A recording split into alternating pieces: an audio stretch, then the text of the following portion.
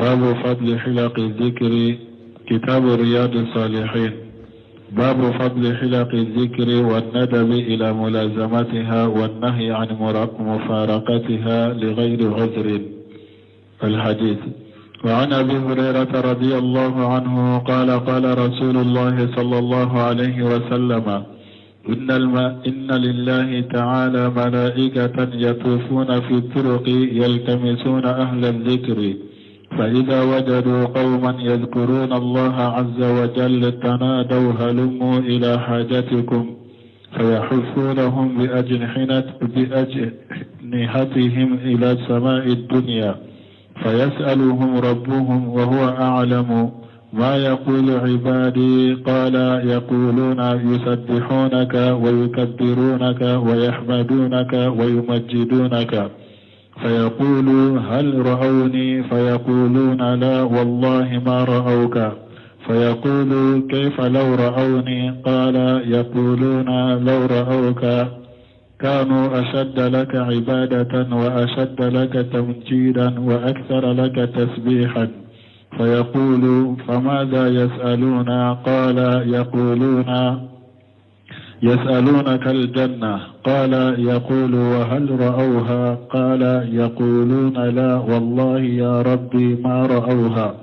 قال يقول كيف لو رأوها؟ قال يقولون لو أنهم رأوها كانوا أشد عليها حرصا وأشد لها طلبا وأعظم فيها رغبة، قال فمما يتعوذون؟ قال يقولون يتعوذون من النار،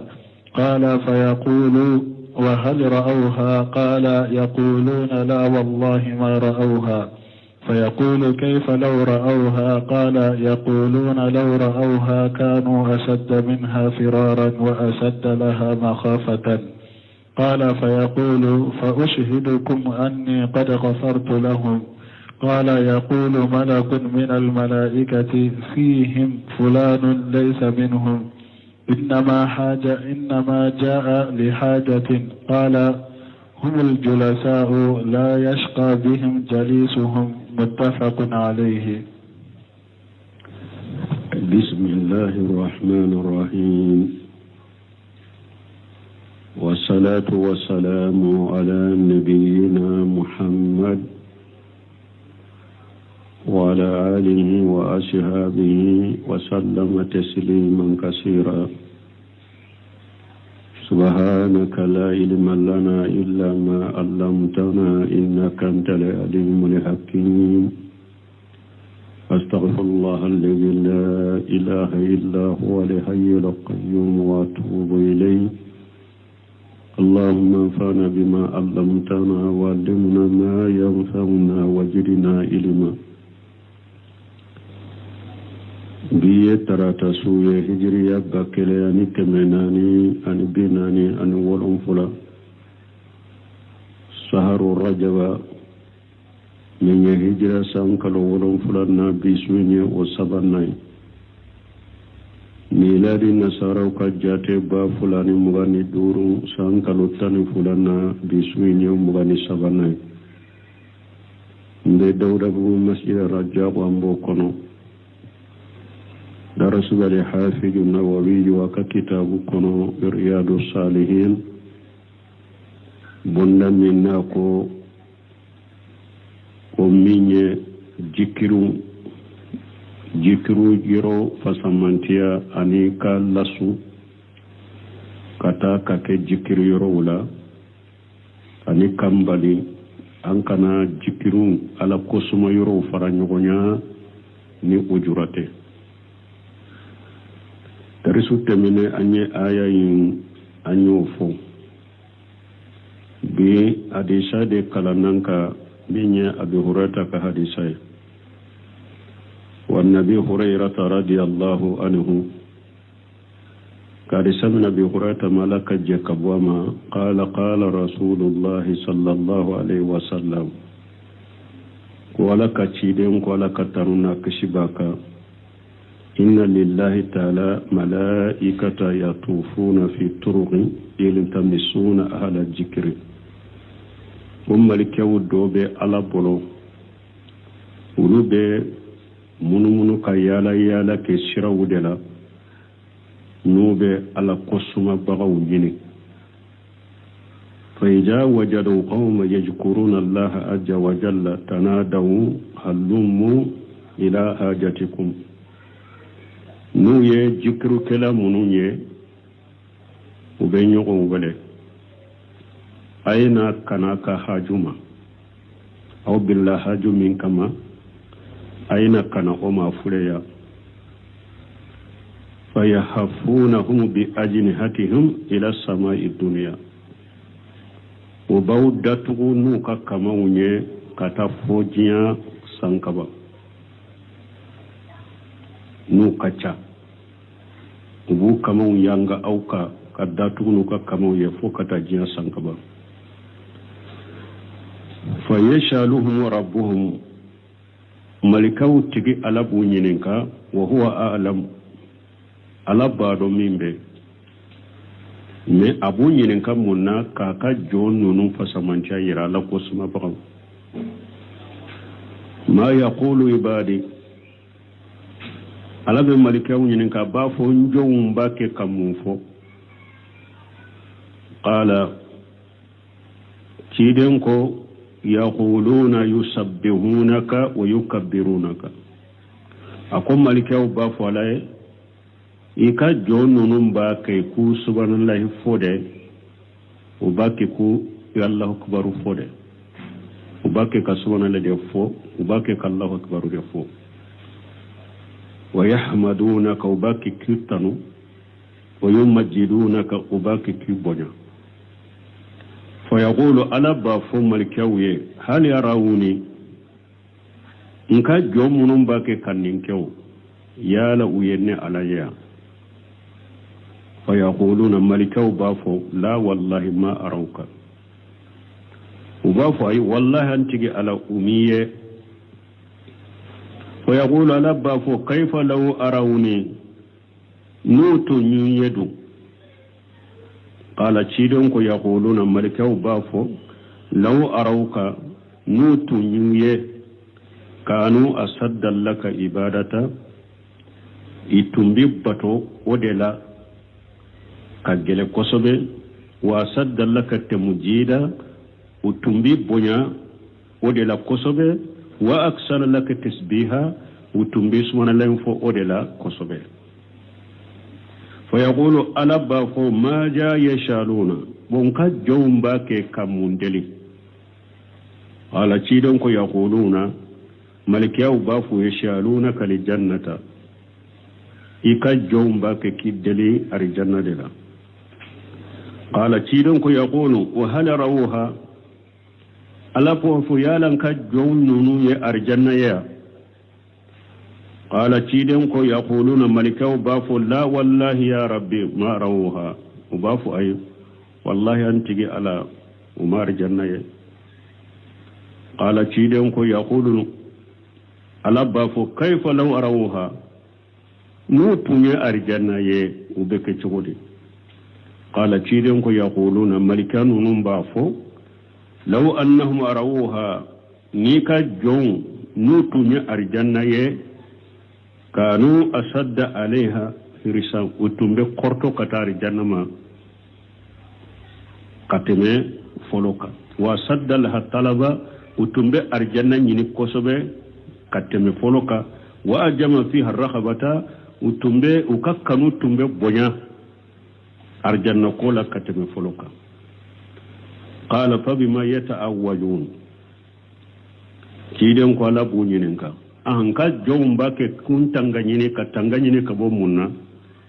قال كيدن يقولون يتأوجون من النار ملكيو بافويكا جون وباك كألا تنغنيني قولا كوكشي تاسما ديما قال كيدن فيقول وهل روها ala ba fo malikaw ye yalin ka jonye jahannaba yawa tasuma ya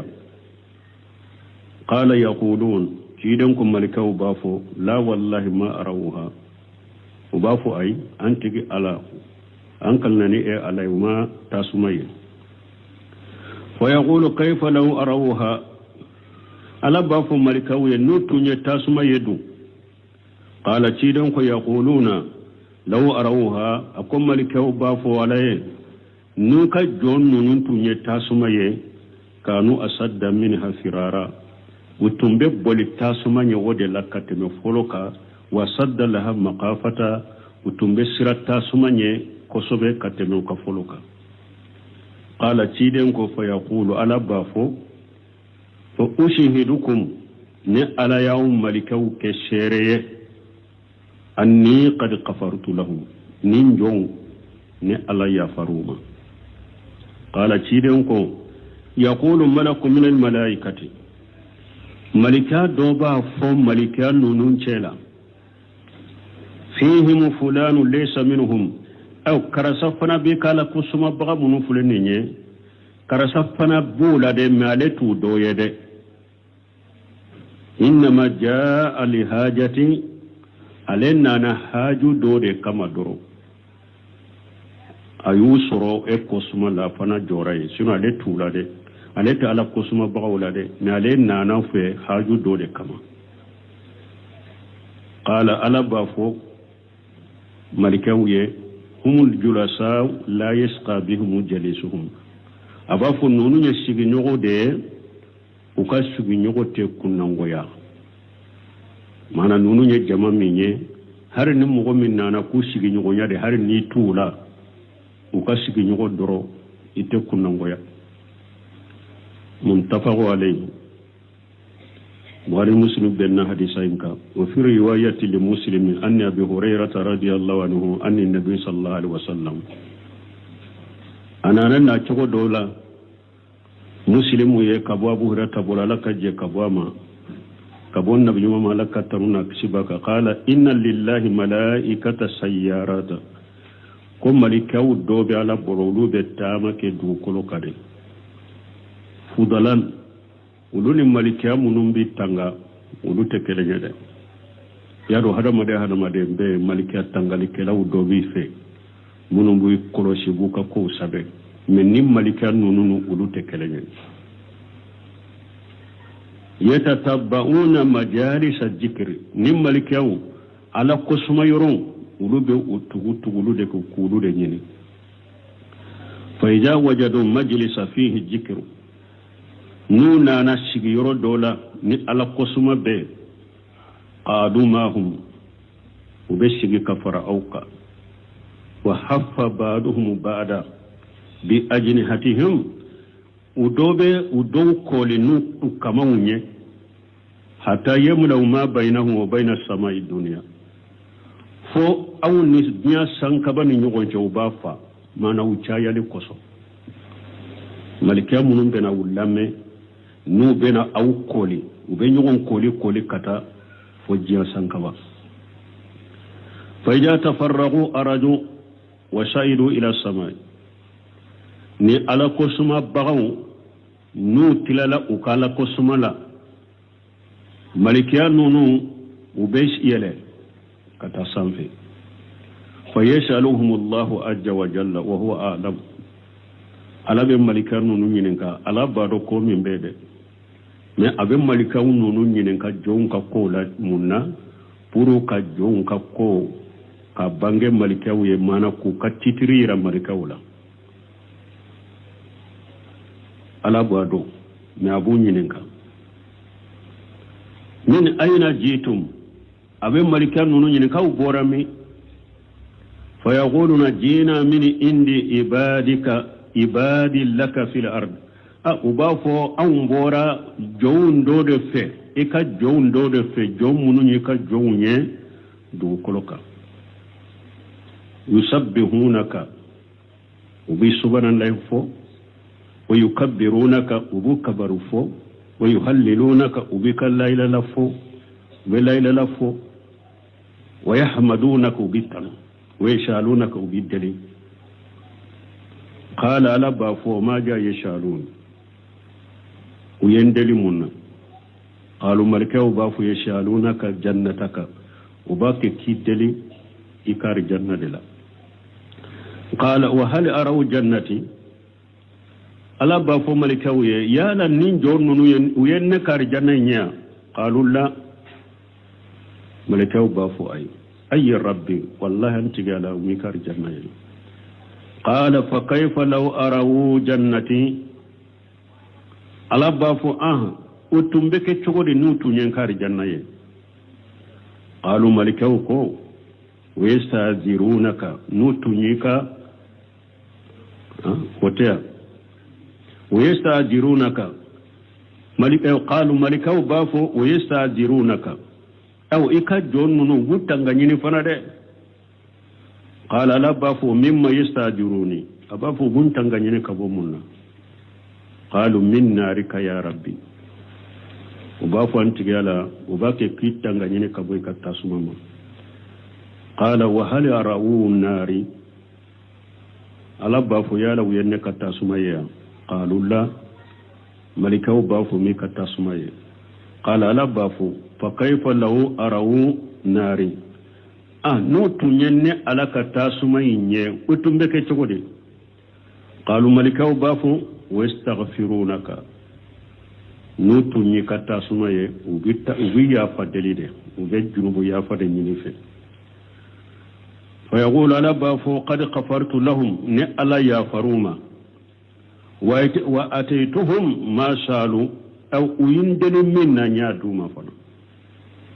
وأجرتموه مما سجاروا وينتنغني كبو منا نيوتنغ كبوالا قال فيدنكو فيقولون ربي فيهم فلان أبد قطاو وبافو أنتقال إكوي يا فروك جنبولا مكارسا بو تشيلا يه ويجنبو تويده ويمغو جنبو تويده إنما مرة عليت من هذا درو أتمتو ديو يدرو فجلس معه أسيرا كفروكا كرسا جنوبتو وقول هذا وتي على كسمة بغو دوية عليت متو ديو يدرو أسيرا كفروكا ويقول ألا بافو وله كفرتو نيافر أما ويرى نيافر أما هم القوم على قسمة بغا جماو ولو يجماو دي لا يسقى بهم جليسهم وكاشي نيوتي كنانغويا هارو كاشي نيوغوي بي ليرا دي سورو نوفي نيني حديثاي ني السرام ناندو نصره لا آياي أمبت منكو صره لا درسو تمني أما الأحاديث وذكر المؤلف حديث أبي هريرة رضي الله عنه في صحيح البخاري وصحيح مسلم حديث منونا نمبوندلا مؤلف أي أبو هريرة كحديث فو حديث من البخاري كونو عن مسلم إن الله تعالى وكل ملائكة يسيحون في الأرض ولا يملكوا دو بلا نوبة تامد كلوكا يتلبون سلاق الذكر نوبة على قسم يرونين والملائكة ملكوا على مخيبين فادلون دانفين منون بدغولا وتيه دانفين فسمانتون دفنا دانفين منون تيه دانفين فسمانتون دفنا خلقهم الله عز وجل من النور ألا يدك بالنور دلا وجعلهم الصمدا لا أجواف لهم أيو دانت كونوتولا ملكا كونوتولا فلا يأكلون ولا يشربون ولا يحتاجون إلى حاجة ملكا دمونك وتمي وتحتاج كتوما وهم آلم خيبي دانفين منون بالدغولا لا يراهم البصر هذا مدين تويه ولكن قد يرى الله تعالى الناس إياهم أحيانا من ألا بشكو يرى هذا مدين وغتو دولا ملكاو الدانفين يؤتيه من وغتو دولا ألا بيرى هذا مدين وغتو دولا كما جاء جبريل عليه الصلاة والسلام على هيئة الرجل قم جبريل نانا كي سورة لا شديد بياد الشياب جيمنا كفنو جيلي أفنو جيلين دو باس شديد سواد الشعر أكاش في إوا كونشيغي فينين دو كوسوبي أكا فنو جيلين دو كوسوبي أكا كونشيغي فينين دو كوسوبي لا يرى عليه أثر السفر ite tama denya tama se yala fana o yere jibrila nana ci de nyin nga hadisa jaminna anana hada maren sawra de la ola mi aka finu jolende ko sobe kun sigu finende ko sobe tama den fana tama sisi tala e dunan fana de do ulu tado dunan fana nana ni la bora yorola abe tama den sa man se yala iba suru kun sigi gongo baluba nyagasile uga soro finu nogolendo men ni maken ala wala ya'rifuhu ahadun min as-sahabati mughshita do sebo la fana wajarasa ila an-nabi sallallahu alaihi wasallam wa salahu asigira kata chide malaka taruna kisibaka chide nyininka fa haja qad yahdusu ahayana waqtu dawran mbesakake ni ala be maliki ayra mugola waqtu dum waqti o besakake walakin man lisli yamunye walakin li asla lisli yamunye anna alam al malaikati alam qaybiyu lisli yamunye maliki awiye danfe munun be dogola maliki ayo ulude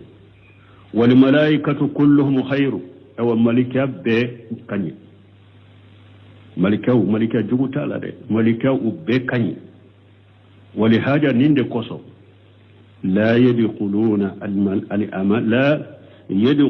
yadkhuluna al-amakin allati fiha ma yughdabu Allah azza wa jalla ninde koso malika te do yorola yoro ni fendo be mimbe ala jimi malika te do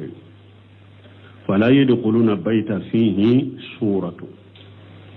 ملكاو تدو سوكونو سومي ني فوتو بي نيما فوتو وبي سومي كونو ملكا تدو ولا يسحبون رفقة فيها جرس ملكاو تي تامدين جمكولو جنيغونيا تامدين مي جرسو ndale nyube akomu folola ubado daba ukanna be kambo kala dana jama tamado ni dana de be awu no fe akatama de nyala aka jama kulum marika uta uje nyonya folola utumba ke falula ubake so ukanna abe kambo kungo konona la kosobe ni obe tama de jamakulu ni udanna be au chelaye malika utawuje nyonya wala urufqata ma hum kalbu malika ute tama de jamakulu jenyona ni ulufana farlemba uka jamakulu be tama de nyala me uluba bolo kata malika utawuje nyonya illa kalbal muhallala foni ulumin dagarade urumi marali dagara ya alladhi yazudu iqtina'uhu ulumi na dagara o kamara no o ulu koni be jama minna malikaw baw jenyo komi foro wulu ube wulumi ya marade ibe kungo sogode minanaye ube wurumi ya marabi bagawnde kolosi ala ta kofi siramiya sariya jenana ni ko saba ulu kamara min ko saba koso ni ndola kele ni urum marana ode wote malika doni bali ikayorola haula il malaikatu ni malika munun fulani hadisala wakalahumullahu azza wa jalla yashihuna fil ardi ala yawlufuna bilada ubetama dugu kolodeka fa idha wajadu hilaqa dhikri jalasu mahum nunana jama kulu mina hilaga kure munye hilaga yede fenwu fenna kori lendo aka chamanche bila lendo hilaga yode fenwu fen koli lendo te chamanche bila lendo fente chamanche lo ba fode hilaga mana ni mugo kori late u chamanche fente wodi ya to be karamugo do bolo dersu de law do bogo du ba ke kalandew o kaggelu bolo ba fo kalandew ka ke halaka de nye abdullah kusheri wakati be ale go fa ka kalandew ye abafu ka gere de ka ke halaka de ka kori wa kene buce halaka ye wode wo ubena ni yoro de nyini fa jawadu hilaka dhikr no ye jama kunu min sura aw koli lendo te a chamance mugote hilaka ye wode no yo soro doro jalasu mahum ubesigi kafarauka summa hafu haula il jalisina bi ajnihatihim ila samai o kofe nim mugo sigilewunte aw kibenkera halaka yete ka kolite ube aw datugu nu kama unye fokata sanfe yani haula al malaikata min al ardi ila samai la nyini nim malikyan ubata foddugu fo sanfe nu kacha nu ba kole kata fo sanfe summa inna allaha ta'ala yashaluhum liyujhira fadilata haula al qawmi alladhi jalasu yadhkuruna allaha wa yusabbihunahu o kofe alabe malikyan nyininka kunya munye alabe malikyan nyininka de puro lem mogo sigile munu fulete ku ka fasamantiya bange munu sigira nube ala kosma munu sigira nube ala subhanahu fo wa yahmaduna munu sigira nube ala tanu wa yuhalliluna munu sigira nube la ilaha illa fo wa yukabbiruna munu sigira nube ala kabaru fo wa yad'una munu sigira nube ala wale ala be malika wunyinen ka kola puro ku ka fasamantiya bange malika wunyinen وإلا فالله أعلم أجل وجل لما جلسوا نو كفس من تبانجلين ينكاليته نمو شجرا من كما على بودو لكن من ليظهر فضلهم ونبلهم على ينكده puru kuka ewa fasamantiya ani nyumaya kode bange yashalul malaikata min aina jitum alabe malikaw nyene ka uborami fayaquluna jina min indi ibadi laka fil ardi malikaw ba fa umbora ika jowundo de nofe dugu koloka fayaqulu lahum wata اللهم جل يريدون الجنة ويدعون فيقول لهم ما جاء يريدون أين جئتم فيقولون جئنا من عند عبادي لك في الأرض يسبحون ويهللون ويكبرون ويحمدون ويدعون الله بوف ملكا ويو بورامي وباف امبورا يكجو دير نوفي دوغو كولوكا وبي سبحان الله فولا وبي لا اله فولا وبي كبر فولا وبي الحمد لله فولا وبي دعاء فيقول لهم ولا بافو ملكاوي ما جاء يريدون دون نون باكي كمنيني قالوا يريدون الجنة ملكاو بافو جون وباكي كارجنة نيني اللهم أجلنا ممن أرادها نسمو يدعوك على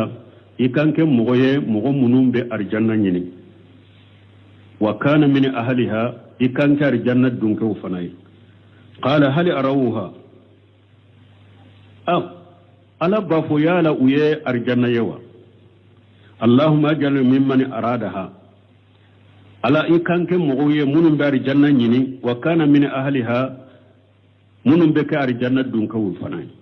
qala hal yarawha ala bafo malika yala uye arjanna ya qalu la bafo maye qala fa kayfa lahu arawha Allah ba fu marikawe nutunya arjanna yedu qalu la kanu asadda Allah talaba marikaw ba fu tumbe arjanna nyini ode la kateme foloka wasadda fiha rakhabata utumbe arjanna kanu ode la kateme foloka inna Allah azza wa jalla yaqulu lianna Allah azza wa jalla yaqulu parce que alam samin kabba kortale ko أددت لعبادي الصالحين ما لا عين أرأت wala ujunu sama'ati wala qatara la qalbi basari. Parce que ala ko akonne nema labbila nka jonyuma we arjanna kono nema minyama delikaye kiloma delika me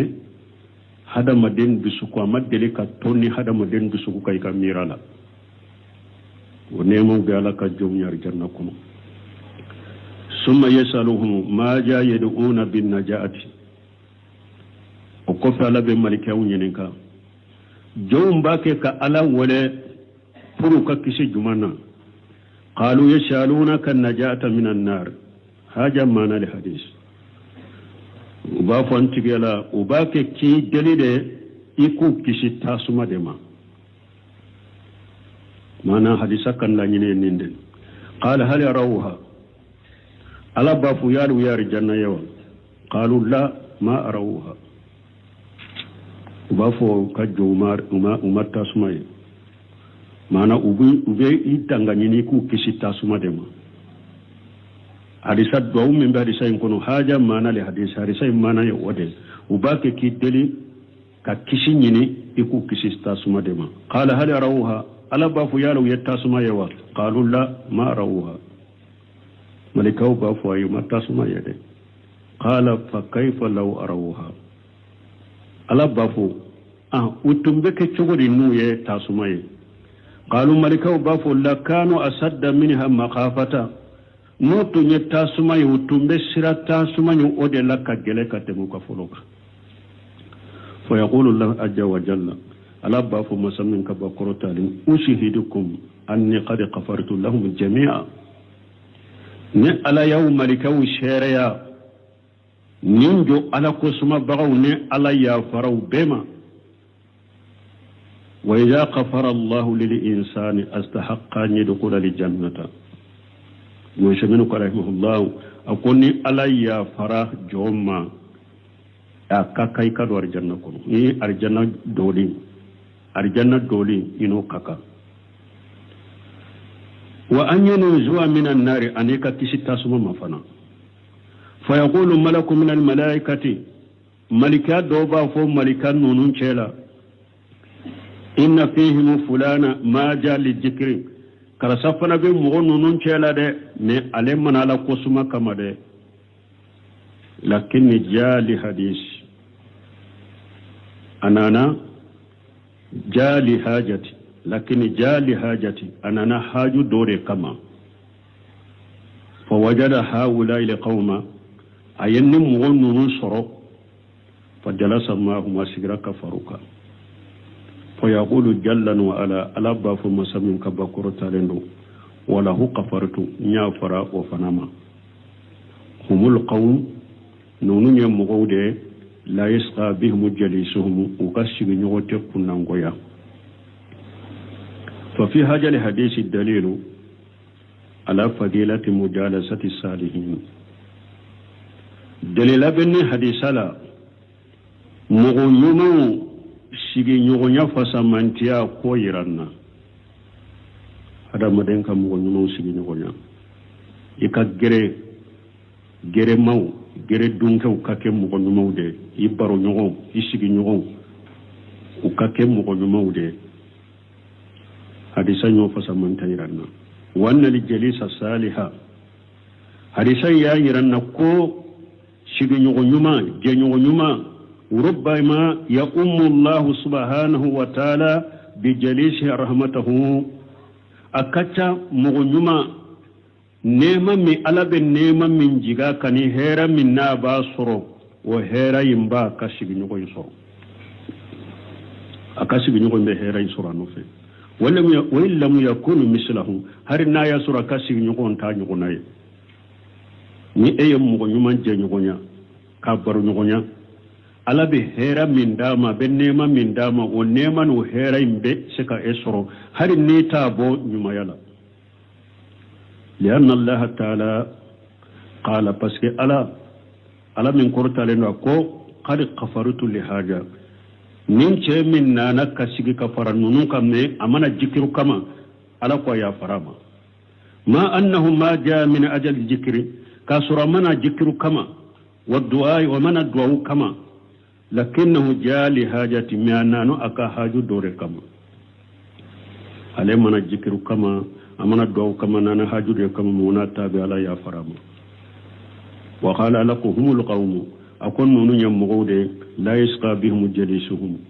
وكاسك نغن تكون نغويا وعلى حاجة ننكا فاستحب الاستماع على الذكر على قراءة القرآن وعلى التسبيح والتحميد والتهليل ننكا أكنندو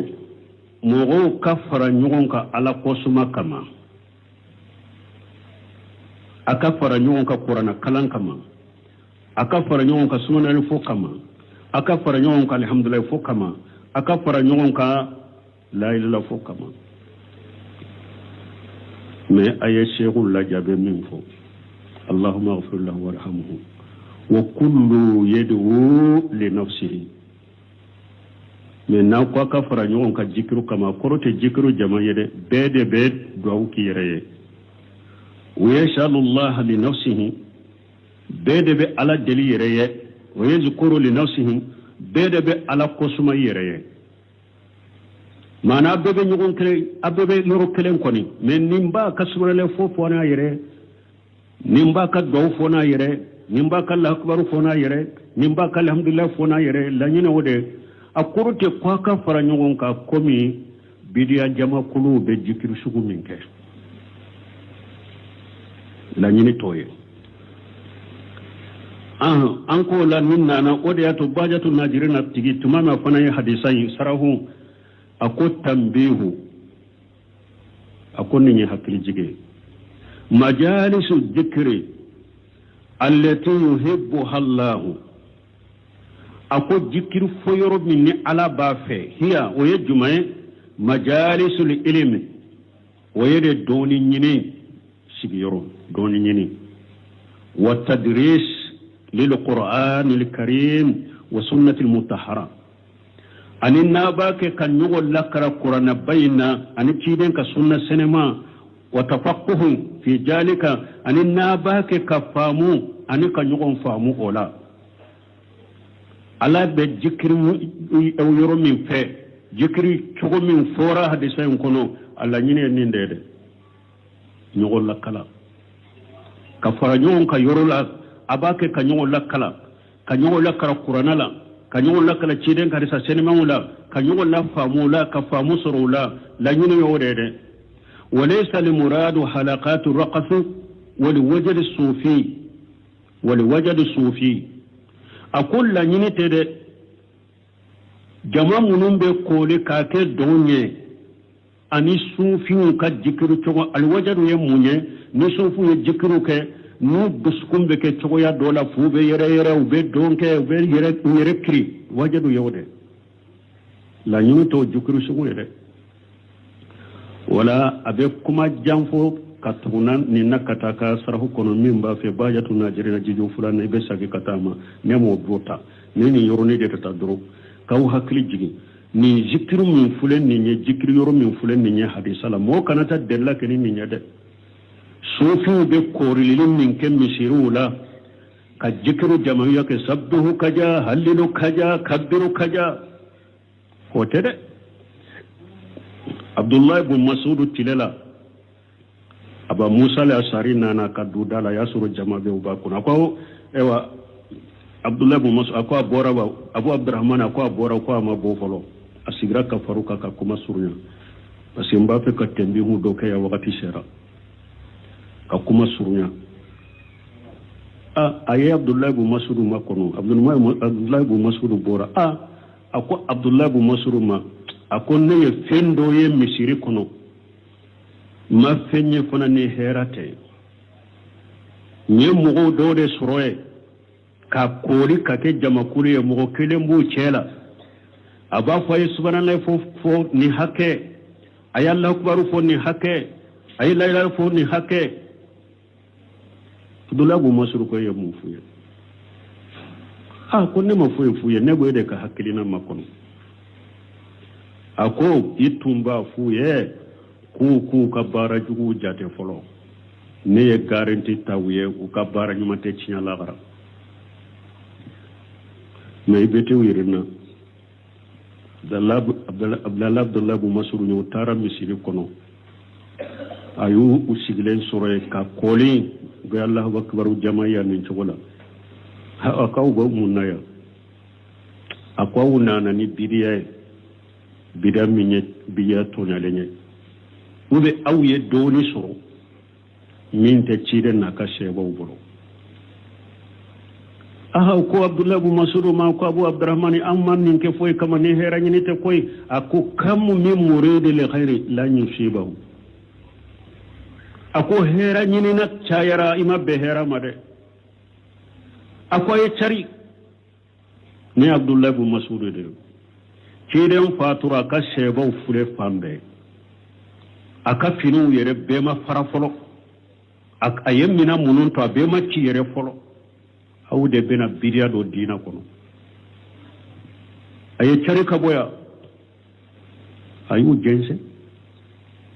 ha sufiu ni bidiya mo farale nyogon ka jikru sugu hadisa en kanto ma de o ka fam o de yato bunu seminu yere hakli jigeke ako jikru sugu min fulen ni na mana aw bebe misiri kono aw jama bebe misiri kono me bebi ka jikru fola yin ko yere nimbe aka sumrele fo yere nimba ka kabaru fo yere nimbe aka dow ka yere la nyine yokode mbe hadisa to fo ni se ka fayda ko mi wakati yen soro o min al istimai kama jakartu min qablu abe faranyogon kaka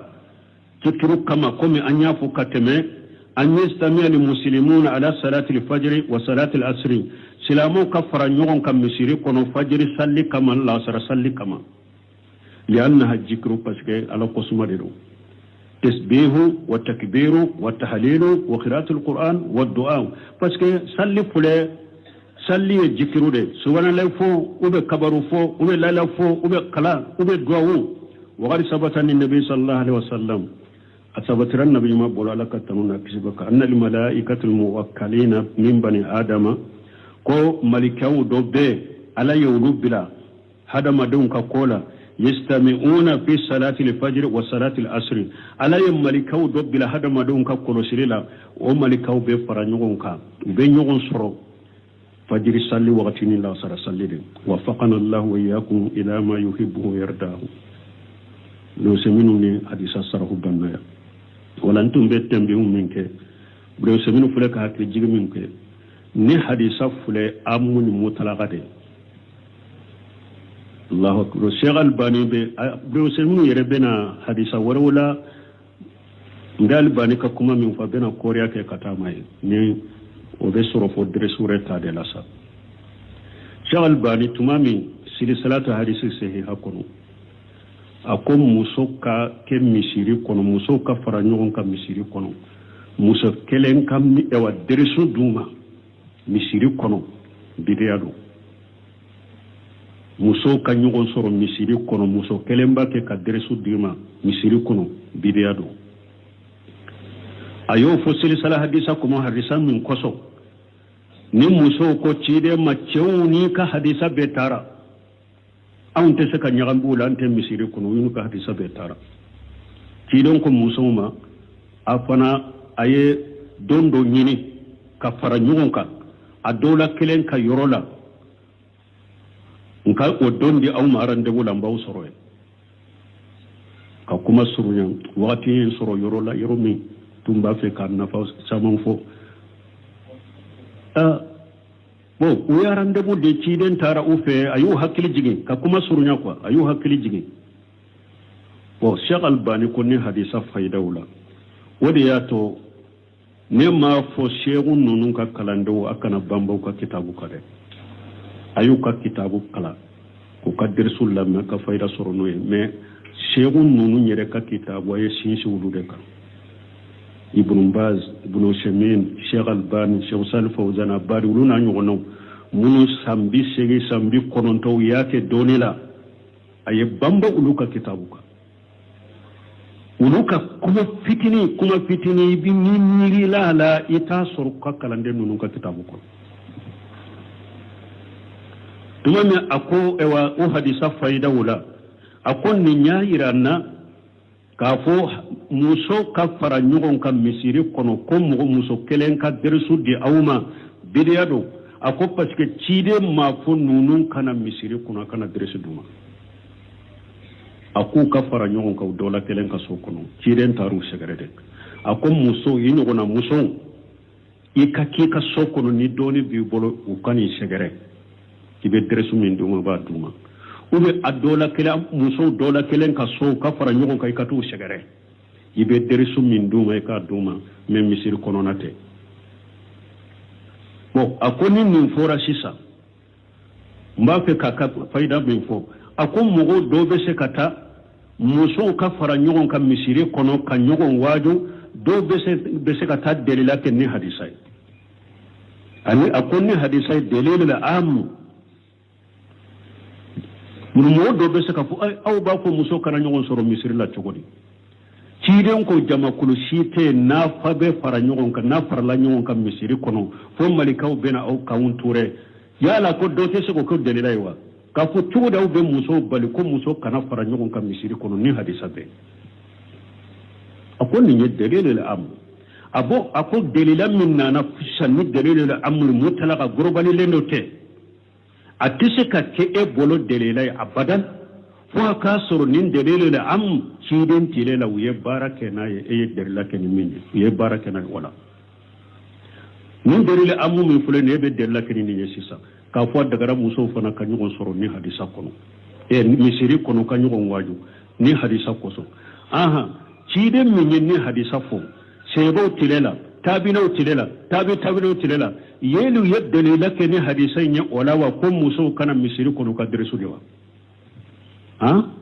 donc a tɛ se ka k'i bolo delila ye delil amu tɛ delil mutlaqa tɛ e kan'o kɛ delila i ka ko la k'a sɔrɔ n'a y'a sɔrɔ ciden ma baara kɛ n'a ye o yɔrɔ la e kana fɔ i b'o kɛ delila ye a ko n'an y'o bonda da yɛlɛ sisan bidiya tɛ ye diɲɛ kɔnɔ parce que bidiya i b'a sɔrɔ delil amu dɔw bɛ a bɛ se ka don a kɔnɔ ni o bonda da yɛlɛ bidiya tɛ ye diɲɛ kɔnɔ donc mɔgɔw ka nin faamu nin ye delil amu de mais ni laɲini ye mun ye jikiri sugu minnu sabatira ciden tile la n'a y'o sabati salafu tile la nin kan bɔ o de ma nin kan tɛ musow ka fara ɲɔgɔn kan k'aw bɛ ɲɔgɔn waaju k'aw bɛ don ni hadisa kɔnɔ ni laɲini tɛ sufiw ni bidiya mɔgɔw bɛ jikiri sugu min kɔnɔ k'u bɛ don a kɔnɔ mɔgɔw ka nin faamu a ko a ɲɔgɔnna delil amu dɔ bɛ yen misali la a ko mɔgɔ dɔ kana taa fɔ dɛ silamɛya sariya ma fo muso tɛ se ka kɛ cɛw ma alimami ye wa ni an ye a ko ni mɔgɔ an ye ɲɔgɔn sɔrɔ mɔgɔ dɔ ka du kɔnɔ a ka muso bɛ a denmuso bɛ an ye ɲɔgɔn sɔrɔ a ka du kɔnɔ sali wagati sera mɔgɔ dɔw kana taa fɔ a ma dɛ ayiwa wagati sera jɔn bɛ kɛ alimami ye dɔw kana taa yala mɔgɔ dɔ bɛ se ka hadisa in kala wa k'a fɔ ciden ko يوم القوم أقرأهم لكتاب الله فإن كانوا في القراءات سواء فأعلمهم بسنة فإن كانوا في السنة سواء فأقدمهم هجرة فإن كانوا في الهجرة سواء فأقدمهم سلما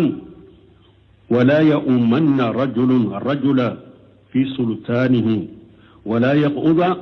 في بيته في سلطان إلا بإذنه ولا يقعد في بيته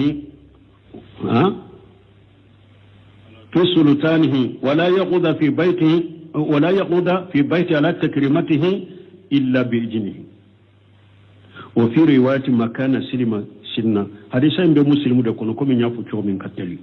ni hadisa akon nan yin mugon soro mugo do ka du kono sisa adde muso be a muso be salle wati sera yala mugo do be se ka famma sa awa jombe kalimami yala do be se ka kantowa a ciden ko mugo katte manye minni alaka kitabu kala katte mambe ka awa fatumata ek qur'ana kala katte mambe ka katte me abe se ka nya mais aye hadisa inte delila mude mais siga fatumata kalima me be siga dola ko aye qur'ana durusi katimanga munna me sika dola parce que cide ma hadisa mbara oka ninka fam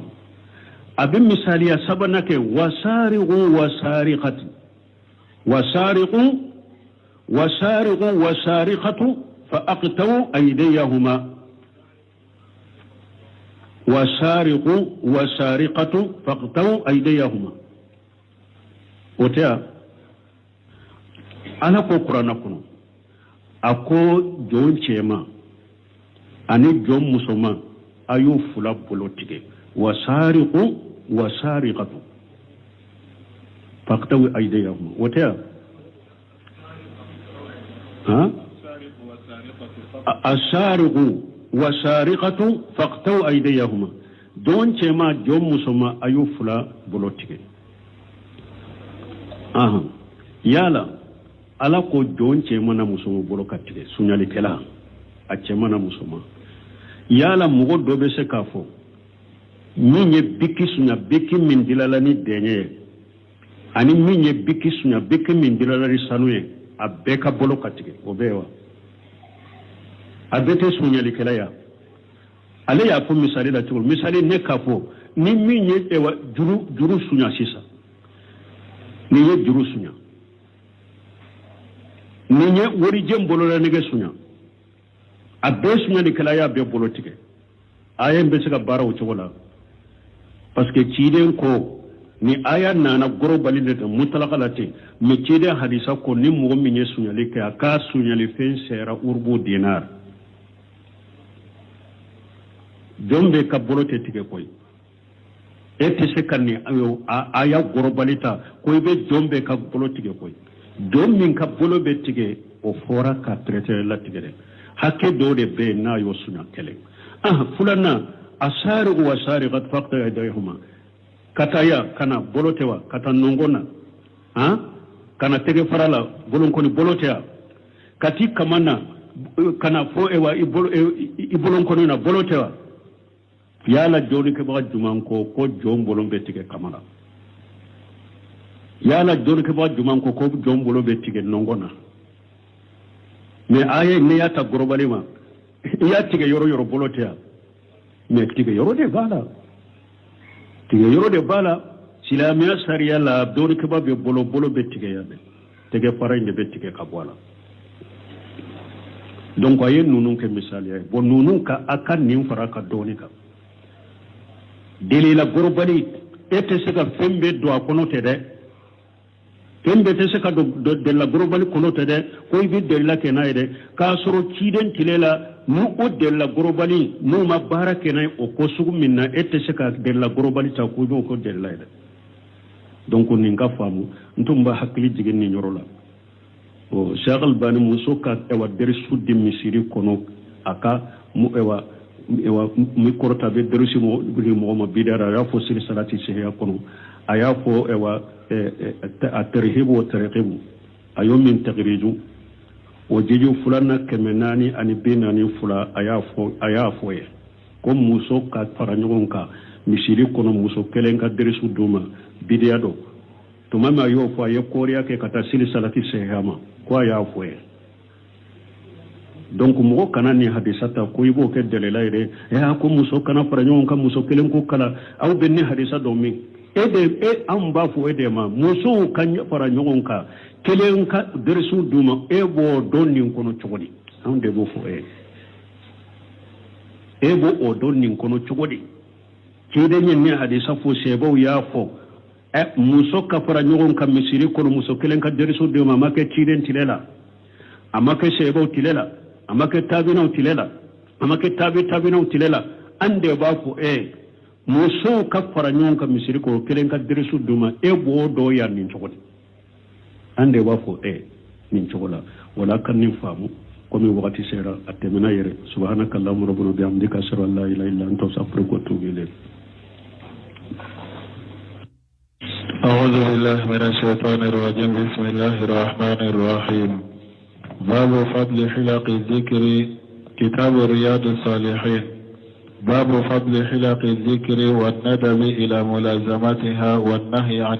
مفارقتها لغير عذر الحديث وعن أبي هريرة رضي الله عنه قال قال رسول الله صلى الله عليه وسلم إن لله تعالى ملائكة يطوفون في الطرق يلتمسون أهل الذكر فإذا وجدوا قوما يذكرون الله عز وجل تنادوا هلموا إلى حاجتكم، فيحثونهم بأجنحتهم إلى سماء الدنيا، فيسألهم ربهم وهو أعلم ما يقول عبادي، قال يقولون يسبحونك ويكبرونك ويحمدونك ويمجدونك. فيقول هل رأوني؟ فيقولون لا والله ما رأوك. فيقول كيف لو رأوني؟ قال يقولون لو رأوك كانوا أشد لك عبادة وأشد لك تمجيدا وأكثر لك تسبيحا. فيقول فماذا يسألون؟ قال يسألونك الجنة. قال يقول وهل رأوها؟ قال يقولون لا والله يا ربي ما رأوها. قال يقول كيف لو رأوها؟ قال يقولون لو أنهم رأوها كانوا أشد عليها حرصا وأشد لها طلبا وأعظم فيها رغبة. قال فمما يتعوذون؟ قال يقولون يتعوذون من النار. قال فيقول وهل رأوها؟ قال يقولون لا والله ما رأوها. فيقول كيف لو رأوها؟ قال يقولون لو رأوها كانوا أشد منها فرارا وأشد لها مخافة. قال فيقول فأشهدكم أني قد غفرت لهم. قال يقول ملك من الملائكة فيهم فلان ليس منهم إنما جاء لحاجة. قال هم الجلساء لا يشقى بهم جليسهم. متفق عليه. بسم الله الرحمن الرحيم، والصلاة والسلام على نبينا محمد وعلى آله وأصحابه وسلم تسليما كثيرا. سبحانك لا علم لنا إلا ما علمتنا إنك أنت العليم الحكيم. أستغفر الله الذي لا إله إلا هو الحي القيوم وأتوب إليه. اللهم انفعنا بما علمتنا وعلمنا ما ينفعنا وزدنا علما.